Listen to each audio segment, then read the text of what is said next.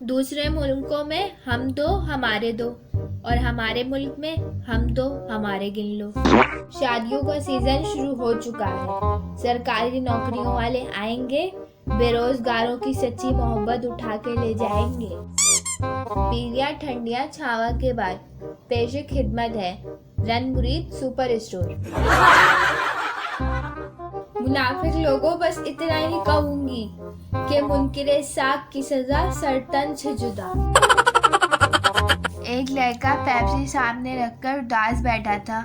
इसका दोस्त आया और पेप्सी उठाकर पी ली और पूछा, यार तू इतना उदास क्यों बैठा है? दोस्त बोला, यार आज का दिन ही मनूस है। सुबह बीवी से झगड़ा हो गया, रास्ते में कार खराब हो गई, ऑफिस लेट पहुंचा तो मालिक ने नौकरी से निकाल दिया। अब खुदकुशी करने के लिए पेप्सी में जहर मिलाया, वो तू पी गया।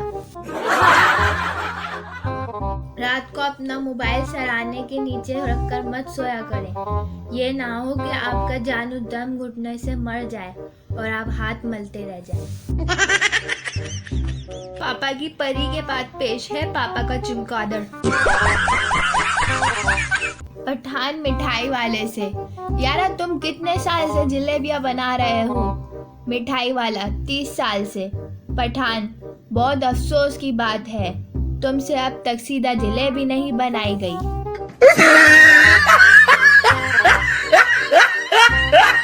आज मुल्तान में बर्फ गिरी।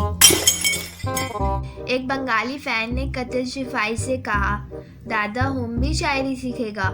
मिन्नत समाजत के बाद कतिल शिफाई मान गए और कहा, जैसे मैं बोलूं वैसे ही तुम बोलना। बंगाली, बरोबर है कतिल शिफाई, ना गिला करूंगा ना शिकवा करूंगा।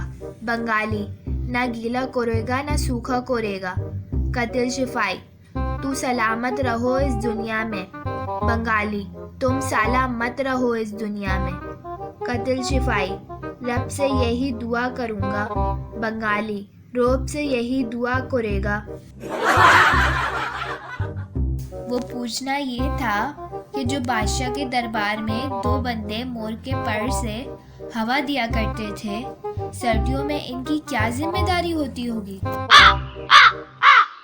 हकीम साहब के मतब पर एक शख्स आया और कहा, पेट में बहुत दर्द हो रहा है। हकीम साहब समझ गए कि कब्ज है। फिर इससे पूछा, घर कितनी दूर है तुम्हारा? मरीज, 2 किलोमीटर। हकीम साहब ने कैलकुलेटर पर कुछ हिसाब किया और एक बोतल में से 4 चमचे दवाई निकालकर एक कटोरी में डाली। हकीम साहब, गाड़ी से आए हो या चलकर? मरीज, चलकर। हकीम साहब ने फिर से कैलकुलेटर पर कुछ हिसाब किया और थोड़ी सी दवाई कटोरी से वापस निकाल ली। हकीम साहब, घर कौन सी मंजिल पर है? मरीज, दूसरी मंजिल पर।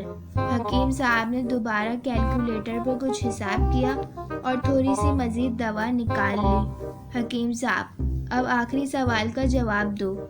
घर के मेन गेट से टॉयलेट कितना दूर है? मरीज, 20 फीट। हकीम साहब ने आखिरी बार कैलकुलेटर पर कुछ हिसाब किया और कटोरी से थोड़ी दवा और निकाल ली। हकीम साहब, अब मेरी दवा के पैसे दे दो पहले, फिर ये दवा पियो और फटाफट घर की तरफ निकल लो। कहीं रुकना मत, फिर मुझे फ़ोन करना।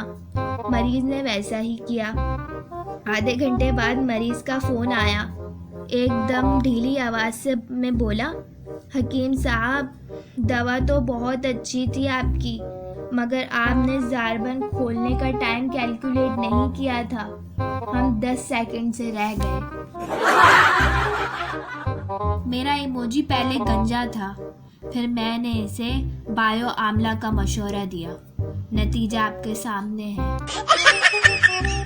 गाहक, एक जनाना चप्पल दीजिए। दुकानदार, किस नाप की? गाहक, वो तो नहीं पता, खैर आप मेरी पीठ पर नाप देख लीजिए।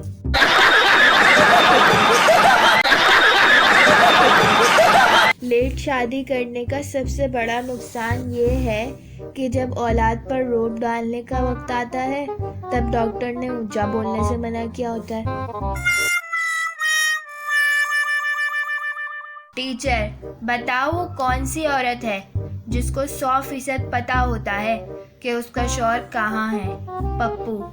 मिस बेवा औरत।